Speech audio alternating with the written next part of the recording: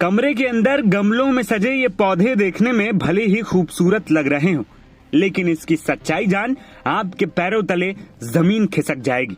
ये कोई आम पौधे नहीं है, बल्कि इन पौधों से नशे का सामान बनता है, जो आजकल के युवाओं की बर्बादी की बड़ी वजहों में से एक है, जिसकी नोएडा के एक अपार्टमेंट की 10वीं मंजिल पर बाकायदे खेती चल रही थी।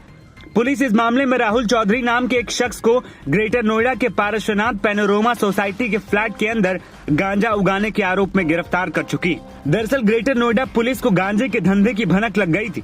पुलिस ने फ्लैट पर छापा मारा और फिर एक एक कर जो खुलासे हुए उसने पुलिस को भी हैरत में डाल दिया। पुलिस और नारकोटिक्स विभाग ने जब छापेमारी की तो पता चला कि यहाँ मेरठ के रहने वाले राहुल चौधरी ने अत्याधुनिक एरोपोनिक्स तकनीक से फ्लैट के भीतर प्रीमियम गांजे की खेती शुरू कर दी थी।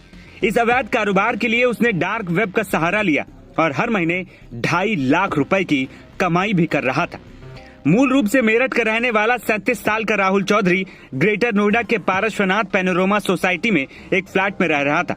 वो अंग्रेजी में स्नातक है। उसने अपने फ्लैट के अंदर अत्याधुनिक तकनीकों का सहारा लेकर प्रीमियम क्वालिटी के गांजे की खेती शुरू की।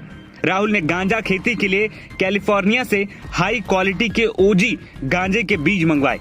इस बिजनेस को उसने एडवांस बनाने के लिए हाईटेक्स एरोपोनिक्स तकनीक का इस्तेमाल किया, जिसमें पौधे बिना मिट्टी के सिर्फ पानी, पोषक तत्व और विशेष प्रकार की कृत्रिम लाइट के जरिए उगाए जाते हैं। इस पूरे सेटअप की कीमत प्रति पौधा 5,000 से 7,000 रुपए तक होती थी, लेकिन प्रति 30 ग्राम की उपज के लिए राहुल को 60,000 रुपए से ज्यादा की कीमत मिल जाती थी। राहुल ने अपने कारोबार को पुलिस और नारकोटिक सेल से छिपाने के लिए डार्क वेब का सहारा लिया।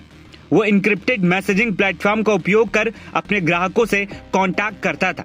ये ग्राहक केवल उन लोगों में से होते थे जिन्हें इस खास ओजी गांजे की क्वालिटी और कीमत का अंदाजा था। इस तरीके से राहुल को हर महीने करीब 2.5 लाख रुपए की कमाई हो रही थी। राहुल के फ्लैट में उग रहे गांजे को देखा जाए तो ये किसी नर्सरी से कम नहीं लग रहा था। उसने फ्लैट में कई विशेष प्रकार की लाइट्स और उपकरण लगाए थे, जो नेचुरल पानी, सूरज की तरह रोशनी और हवा की नमी का वातावरण तैयार कराते थे। ये सभी उपाय पौधों की ग्रोथ के लिए अनुकूल माहौल बनाते थे।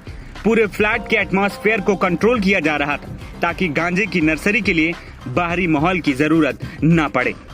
राहुल चौधरी की इस पूरी साजिश का खुलासा तब हुआ जब सोसाइटी के कुछ लोगों ने फ्लैट में असामान्य गतिविधियां देखी और पुलिस को सूचना दे दी।